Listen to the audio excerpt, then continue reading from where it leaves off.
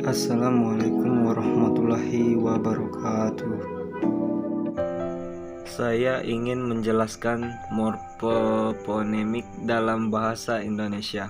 Sebelumnya, perkenalkan, nama saya Ahmad Ibrahim dari Prodi Bahasa Indonesia. Oke, baiklah, saya akan menjelaskan konsepnya dulu. Morfoponemik adalah proses perubahan suatu morfem akibat perbedaan lingkungan yang dimasuki morfem tersebut.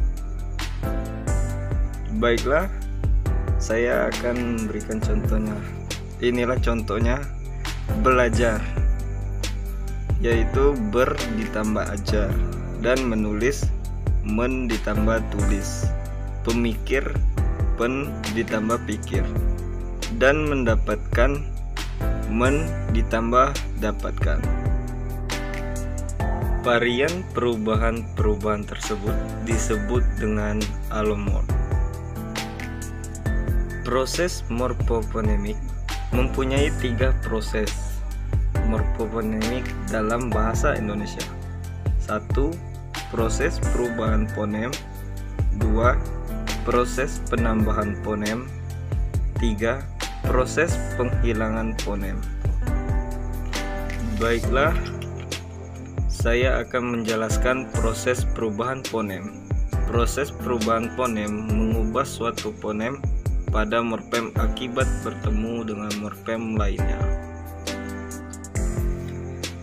Adapun kaidah perubahannya: 1. Fonem n pada morfem men dan pen akan berubah menjadi fonem m jika bertemu dengan morfem-morfem yang diawali dengan fonem p, b, f, v akan menjadi men ditambah pinjam, perubahannya menjadi meminjam. Men ditambah patwatkan akan berubah mepatwakan. Pen ditambah batik akan berubah menjadi pembatik. 2. Fonem n pada morfem men dan pen akan berubah menjadi fonem n jika bertemu dengan morfem yang diawali dengan fonem t, d, dan s. Fonem s hanya khusus bagi beberapa bentuk dasar yang berasal dari bahasa asing yang masih mempertahankan keasingannya. Misalnya, men ditambah tutup akan berubah menjadi menutup. Pen ditambah tutup akan berubah menjadi penutup. Men ditambah survei akan berubah menjadi mensurvei. 3. Fonem n pada morfem men dan pen akan berubah menjadi fonem n jika bertemu dengan morfem yang diawali fonem s, c, s, c, dan g. Misalnya, men ditambah sapu akan berubah menjadi menyapu. Men ditambah syukuri akan berubah menjadi mensyukuri. Men ditambah cari akan berubah mencari. Men ditambah jauh akan berubah menjauh.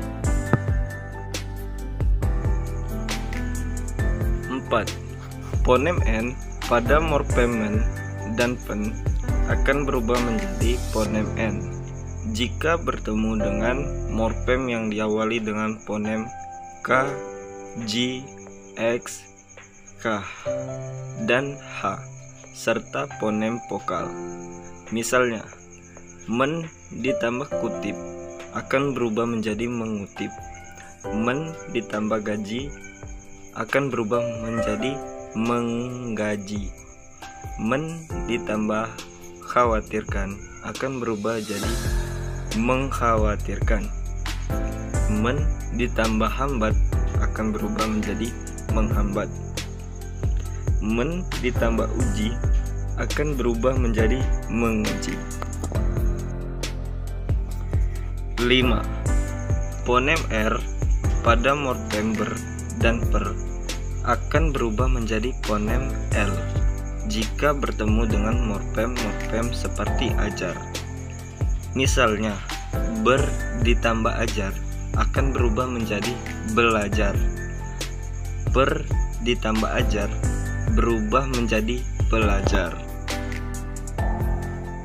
6. Fonem akan berubah menjadi fonem K akibat bertemu dengan morfem ke dan an.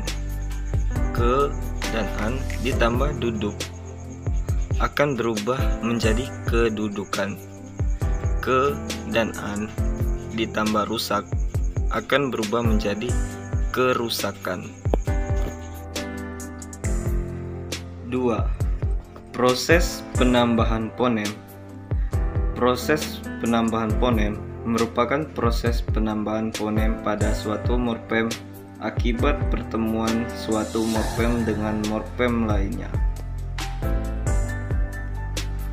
Biasanya fonem yang ditambahkan adalah fonem E.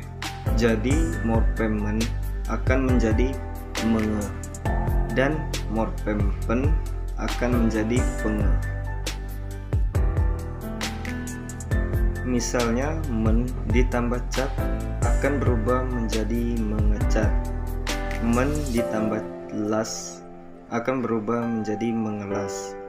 Pen ditambah cat akan berubah pengecat. Pen ditambah las akan berubah pengelas. Per an ditambah tikai akan berubah menjadi pertingkaian. Ke tambah an atau ditambah pulau akan berubah menjadi kepulauan. Proses penambahan fonem ini umumnya terjadi pada kata bersuku satu. Contohnya cat, las, bom. Akibat pertemuan morfem an, ke an, dan pen an dengan bentuk dasarnya terjadi penambahan fonem. Apabila bentuk dasar itu berakhir dengan vokal A, penambahan W apabila bentuk dasar itu berakhir dengan U, O, dan AU. Dan terjadi penambahan Y apabila pembentukan dasar itu berakhir dengan I dan I. 3. Proses penghilangan fonem. Proses penghilangan fonem merupakan hilangnya sebuah fonem akibat pertemuan dengan sebuah morfem dengan morfem yang lain. 1. Hilangnya fonem N pada morfem men dan pen akibat bertemu dengan bentuk dasar yang berawalan fonem L, R, Y, W, dan nasal. Misalnya men ditambah lerai akan berubah menjadi melerai. Men ditambah rumuskan berubah menjadi merumuskan. Men tambah yakinkan akan berubah menjadi meyakinkan. Men ditambah warnai akan berubah menjadi mewarnai. Pen ditambah nyanyi akan berubah menjadi penyanyi. 2. Fonem-fonem P, T, S, K pada awal morfem hilang akibat bertemu morfem men dan pen dengan bentuk dasar yang berawal dengan fonem-fonem itu. Misalnya men ditambah paksa akan berubah menjadi memaksa. Men ditambah tulis akan berubah menjadi menulis. Pen ditambah paksa akan berubah menjadi pemaksa. 3. Hilangnya fonem R pada morfem ber, dan ter akibat bertemu dengan bentuk dasar yang berawalan fonem R dan bentuk dasar yang suku pertamanya berakhir dengan R. Misalnya ber ditambah rapat akan berubah menjadi berapat. Ber ditambah kerja akan berubah menjadi bekerja. Per ditambah ragakan akan berubah menjadi peragakan. Ter ditambah rasa akan berubah menjadi terasa. Morfem dasar adalah morfem yang dapat diperluas dengan dibubuhi afiks. Misalnya, juang dalam berjuang. Morfem dasar berasal dari kata dasar morfem. Morfem dasar berasal dari kata dasar morfem. Morfem dasar memiliki arti dalam bidang ilmu linguistik. Pangkal, akar, atau stem digunakan untuk menyebut bentuk dasar dalam proses infleksi atau proses pembubuhan afiks inflektif, sedangkan akar atau root digunakan untuk menyebut bentuk yang tidak dapat dianalisis lebih jauh lagi. Artinya, akar adalah bentuk setelah semua afiksnya dihilangkan. Terima kasih. Semoga penjelasan dari saya bermanfaat untuk Anda yang sedang menyimak ini. Terima kasih.